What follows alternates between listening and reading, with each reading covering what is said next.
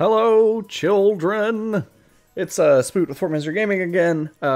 We haven't talked in a while. I'm sorry. I've been very, very busy. I've got some Genshin videos coming out too. It has just been a long week. Hope everybody's doing okay.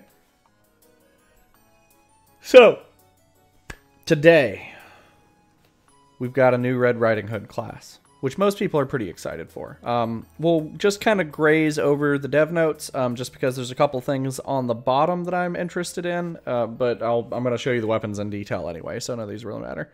So the Bloodstained Cloak banner, we are getting a hammer, a polearm, an orb, a book, and a nightmare, but they don't show you the nightmare in here.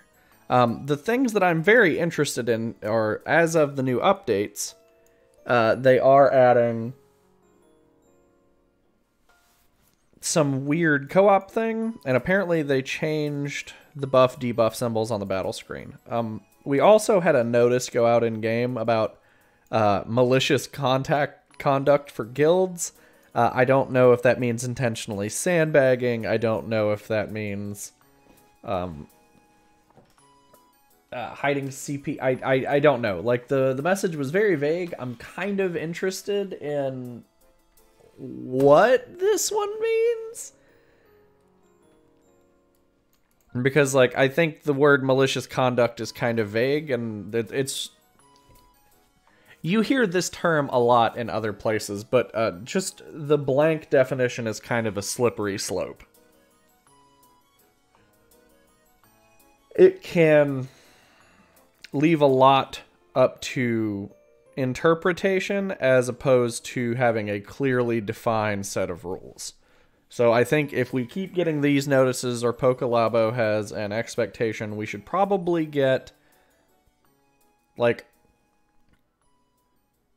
a social agreement. Pokelabo going like, hey, don't do these things, 1, 2, 3, 4, 5, 6, whatever, in Grand Colo, and you won't get banned.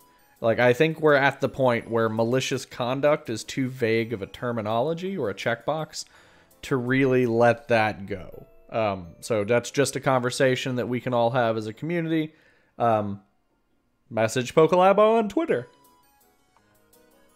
See what their definition of malicious conduct is. Figure that out. Like, if people are cheating the system, I'm cool with it. But, like, just saying malicious conduct, like, the notice had a little more detail, a little bit, but could be very vaguely misconstrued. So those are my interests in the current notice. So those are the weapons. Let's get into the gacha. We have Red Riding Hood Paladin coming out. Look, she's adorable, and she's just bloodthirsty. The cool thing about this is with the level 1 Arcana, 700 magic attack. It is almost ridiculous the amount of actual stats the class gets that the class actually uses. Like, it's kind of nuts. You also have magical def in here instead of physical def, which I think might need a slight bit buff, especially with Gunner, Snow White, Half Nightmare, and now you know, the Alice Half Nightmare from the last one. Like, magic attack is kind of the meta right now, at least the 2 targets, so just keep it in mind, something to talk about. The weapon, the Sasumata of Violence, which is just the, you know, Spear of Violence. Brutality, I believe, is this one. Or is it? Yeah, so this is the Spear of Brutality. So it's got tier 3 great magical damage to 1 to 2 enemies, increases own magical attack by a small amount. It's not bad. The base stats on it are actually pretty good. It's 5100. So now we're starting to see the banners that are sliding up slightly over 5,000. Obviously, we can get a junk banner too. We still have a couple shuffled around that we're looking for. But for the most part, this is expected. 1,800 magic attack, 1,400 physical attack. Perfect for a DPS. Vanguards are pretty good. It's actually got almost 1,000 defense on it too, between the two of them. So it's really not bad on stats. I actually like this weapon a lot. It's got DC 1 on an L spear, which sucks. Oh god, it sucks. But the spear is usable. It is decent. It is not where it should be. Like, DC on 2 for this would make it just a windmill slam. Like, the class is more or less the reason you're pulling. The spear is a consolation. And you can all, fight me over that. That's fine. But the spear is only okay. The stat spread is the reason why this one's actually pretty good. Increase on magical attack by a small amount is, numbers-wise, you're talking a fifth or a fourth of a buff tick. So it's okay. It's not great. I mean, you're only going to use it one time in rotation, so unless all of your other buffs are doing that, it's a thing that you just shouldn't be worried about. It's just not that good.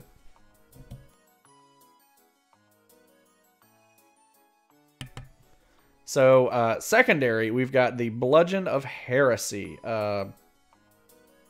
This thing's pretty wild. What was it called? They have changed these names. I think it's Bludgeon of the Heretic.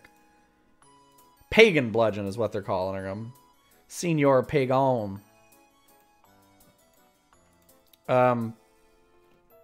Pretty decent. Like, I actually like this hammer.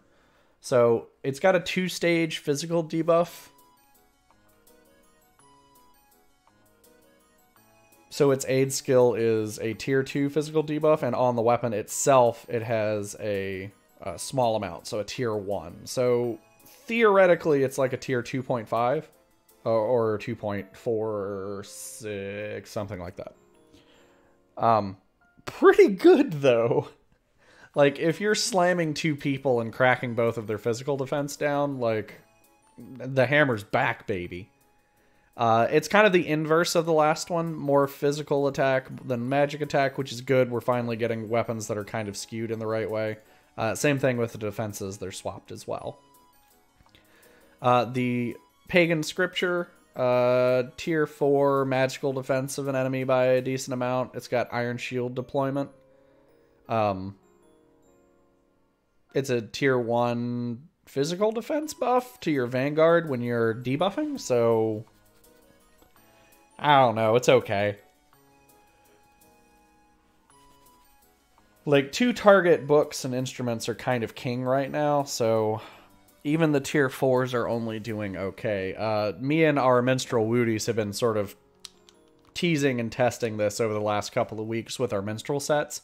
So he's been swapping to a lot of the heavier single target while I still have a bunch of mediocre 2 targets, and it seems like mostly on par, but it seems like I can pull ahead of him even though he has a significantly higher CP. Most of the time he beats my ass though, but that we're also we're trying to figure out what the most optimal grid is right now since he has most of the instruments. So I think if you don't have a decent book, this one is okay. I don't think you should go like crazy on the banner or anything, but if you've been waiting for a book since the spec banners and you've got the medals, I don't think this would be a bad one. Magical defense is kind of a premium right now with all of the paladins running around, so I could see this being usable. Also over 5,000 stats. Like, it's pretty good by the regular standards. We have finally hit like I said, we finally hit that plateau of post 5k stats for most of these Ls. Mask of Heresy, I don't even... Why are we talking about this? Get out of here. And now, if you really hate me, Spoot, you pull this Nightmare because it massively reduces the effectiveness of enemy instrument skills. It's either 55 or 60%. And the stats itself are pretty good. The level 80 stats are 5,000, and they're pretty much split across magic. And I guess they're mostly physical stats, but they're all over 1,000, so it's a pretty good. And it's actually a decent triage, like trauma, heal summon in story mode too, or raid or whatever, because it's a 65% heal, which is crazy. Like, that seems like a lot.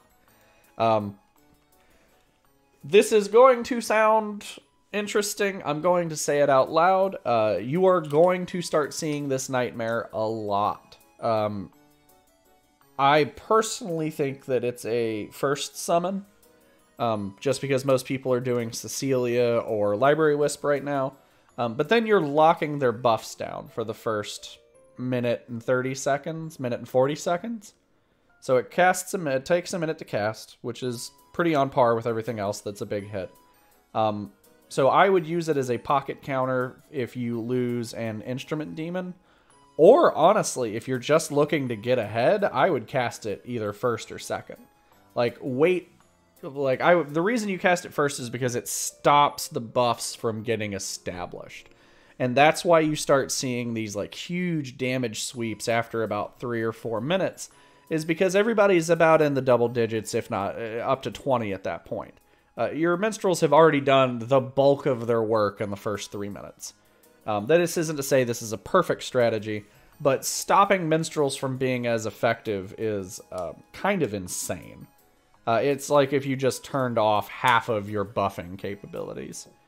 So I would... somebody in your guild needs this nightmare. I think this is a very good pickup. So let's talk about the banner overall. So the DC Spear is pretty good. The class is very, very good. The hammer is pretty good. The book is decent. It's okay. I'm not as big a fan of this book as the other weapons. But then you've got a nightmare that's surprisingly good. So honestly, I would say if you are a DPS, you kind of have to pull on this one. On the off chance you get the hammer's great, the spear is great. The book is mediocre. I don't really recommend sorcerers pulling on it. Like, I guess it's maybe a long-term investment, but it's not great. The nightmare is outstanding. So, to break this down, free-to-play players, if you're playing DPS, I think this is a safe banner to pull, especially if it has step-ups on it. We don't know if it does or not yet. They haven't announced it, so I don't think we're going to be seeing it. So don't take that as gospel. But if you're playing a Vanguard, I think this is a safe banner to actually pull on. Mostly because either weapon you get is pretty decent, and if you luck out and get the Nightmare, it's useful both in PvE and PvP content. Like, a 65% heal during a raid, especially in some verse 3s of the conquests, that's life-changing. That can be the difference between passing and failing, and everybody getting those nightmares is pretty important. So, even free-to-plays, I would consider possibly throwing a couple of pulls in. I wouldn't go deep, because spec banners for free-to-play should be your focus. And I will say this every video, and everybody can agree or disagree, and I still don't care. Any class that's not a limited class will be in the spec banner, and you have a higher chance of pulling certain things in a spec banner. So, like, if you are a DPS, and honestly, even if you're a free-to-play player, don't worry about this banner or these banners. Focus on the spec banners that have decent returns on them. Maximizing your MLBs makes your SRs significantly better, and the chance of pulling a decent SR to L is significantly higher because you're not splitting a banner with like all these other things. Like, it's a good sorc book, but since it's got 3 other things bookended on it that aren't great besides the nightmare, are the reason I would say no. Like, there is an orb here, so it makes pulling on this banner kind of dangerous for literally everyone. Because what are you going to do with a max limit broken orb besides show your friends? Like, it ain't the Halua head, right? So, too long didn't read. If you're a Vanguard, I think you should probably pull on this. Sorcerers that are free to play, I would say probably skip.